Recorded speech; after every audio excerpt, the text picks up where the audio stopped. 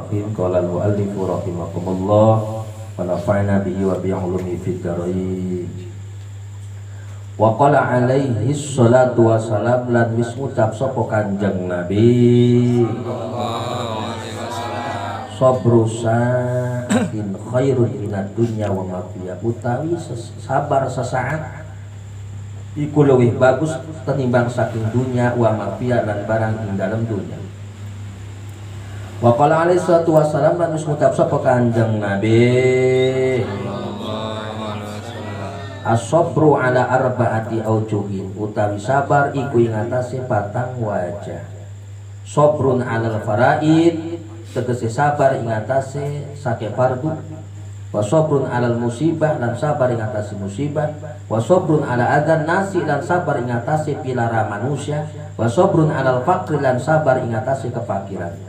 Pasabru alal faraid, mangka utawi sabar ing atase sake fardu taufiqun iku taufik iku pitulung. Wa sabru alal musibah, lan sabar lan utawi sabar ing atase musibah matubatun iku kang den ganjar. Wa sabru ala adzan nas, lan utawi sabar ing atase pilara manusia mahabbatun iku kang den temeni.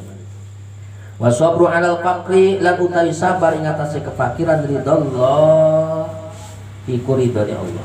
Wa qala sallallahu alaihi wasallam, kan wis ngucap sapa Kanjeng Nabi sallallahu alaihi wasallam, idza haddasa ala abdin tatkala teka anyar ing atase siji kaula musibatun apa musibah fi badanihi ing dalam badane abad aw mali atau hartane abad aw waladi atau anake abad fastaqbala dzalik mangka madhep mangka nerima ya abad dzalika ing mangkono musibah bisabrin jamil kelawan sabar kang bagus istahyallahu mangka nerima isin sapa Allah yaumul kiamah ing dalem dina kiamat ayan soba nyenta nan cebaken ya Allah lau kadu abad mizanan ing timbangan ayan siru atau ayan siro atau dengan sibang ayan siro atau ngagelar ya Allah lahu kadu abad diwanan ing buku.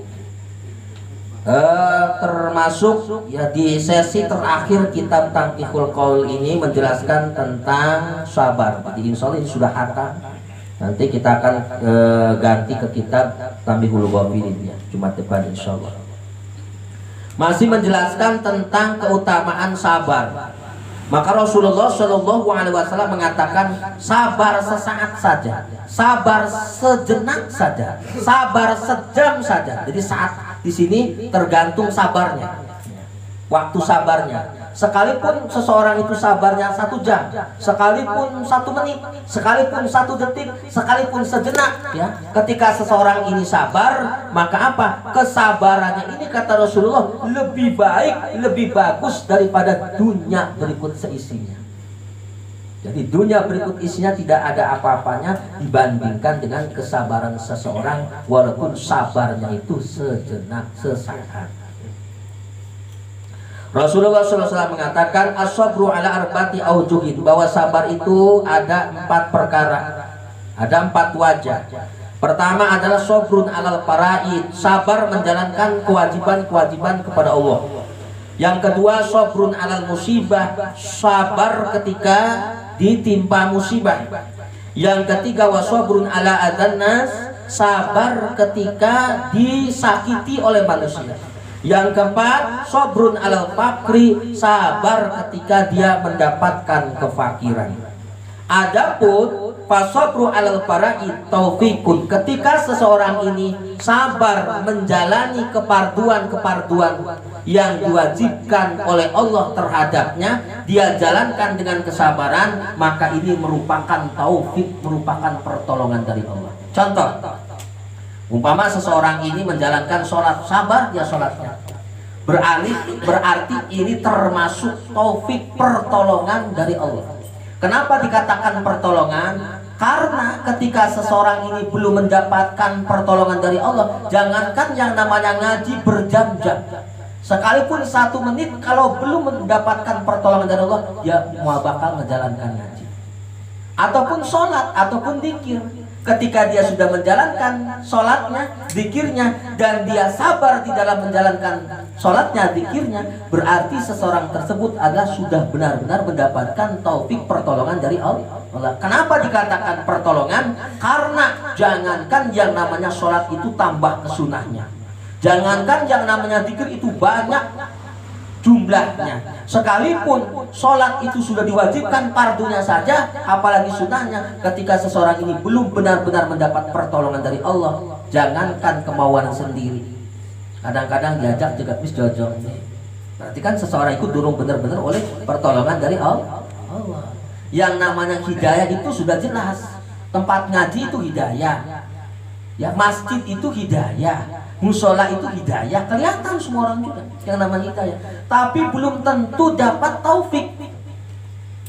Belum tentu ketika dia mendengarkan azan di masjid, di sholat, dia pergi ke masjid dan musola untuk sholat. Berarti ketika seseorang sudah melangkahkan kakinya untuk menjalankan sholat di masjid dan musola tersebut, berarti seorang itu sudah benar-benar dapat taufik, pertolongan dari Allah, tanpa harus diajak kemauan sendiri.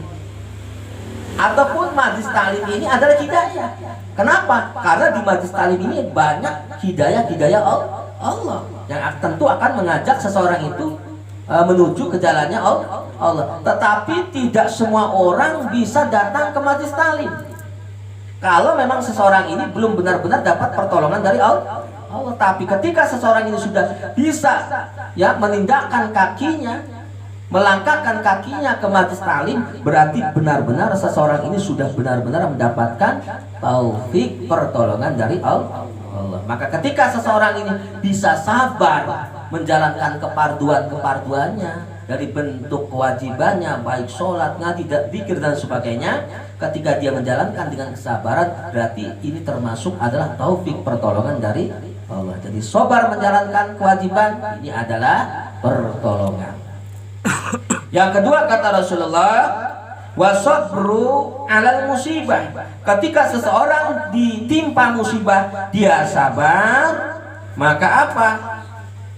Masubatun, maka seseorang ini akan mendapatkan pahala yang besar dari Allah. Ketika dia ditimpa musibah, ujian, cobaan dari Allah, tetapi dia sabar menjalankannya, maka dia akan mendapatkan pahala yang besar dari Allah. Yang ketiga, wasabru ala adzannas mahabah. Dia sabar disakiti manusia, dia sabar dihasudin oleh manusia, dia sabar dihina oleh manusia. Ya, bagaimana dia menjalankan kesabarannya? Maka mahabbatun itu merupakan orang yang benar-benar dicintai oleh Allah. Maka sudah dijelaskan di hadis yang kemarin itu, idza ahabballahu 'abdan fabtala. Apabila Allah itu sudah benar-benar mencintai seorang hambanya, maka Allah benar-benar mengujinya. Nah, ketika seseorang itu sabar sekalipun dihujat oleh manusia, dihina oleh manusia, tapi dia sabar menjalankannya, maka ini termasuk seseorang yang sudah benar-benar dicintai oleh Allah. Termasuk salah satu hambanya Allah yang benar-benar dicintai oleh Allah. Kita makan beda ya. Ngomong-ngomong dihina, salah ngomong siapa kok nih? Kurang ngajar. Kadang-kadang kono ya. Harus sabar lah ibu. Berarti dorong ditemenin Gusti Allah. Harus sabar di larang manusia. Wasabru 'alal faqri ridallah. Yang keempat adalah sabar ketika menjalankan kefakiran. Bagaimana ketika seseorang itu diuji kehidupannya dalam keadaan fakir, tetapi dia sabar, ridallah, di situ ada ridhonya Allah.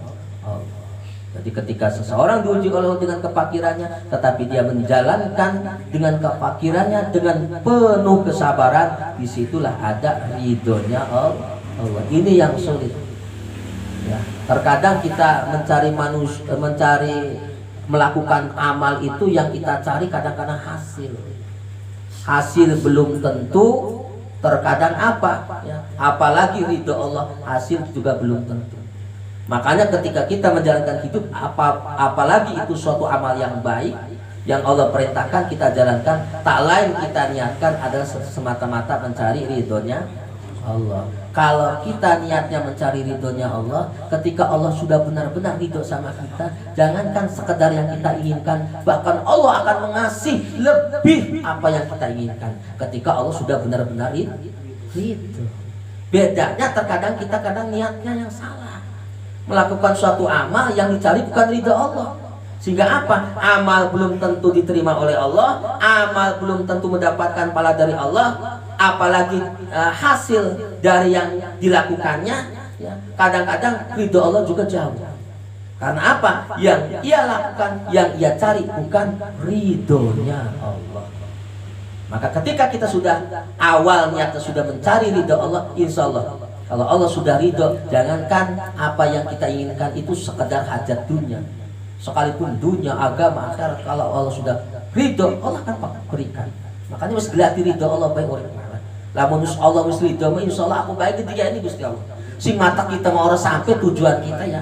Oh, niat kita belum sampai, ya. Hasil kita belum maksimal. Kenapa? Di situ mungkin belum ada ridhonya Allah. Karena mungkin ketika melakukan sesuatu itu bukan karena Allah, bukan karena ridho Allah yang diniatkan, yang dicari.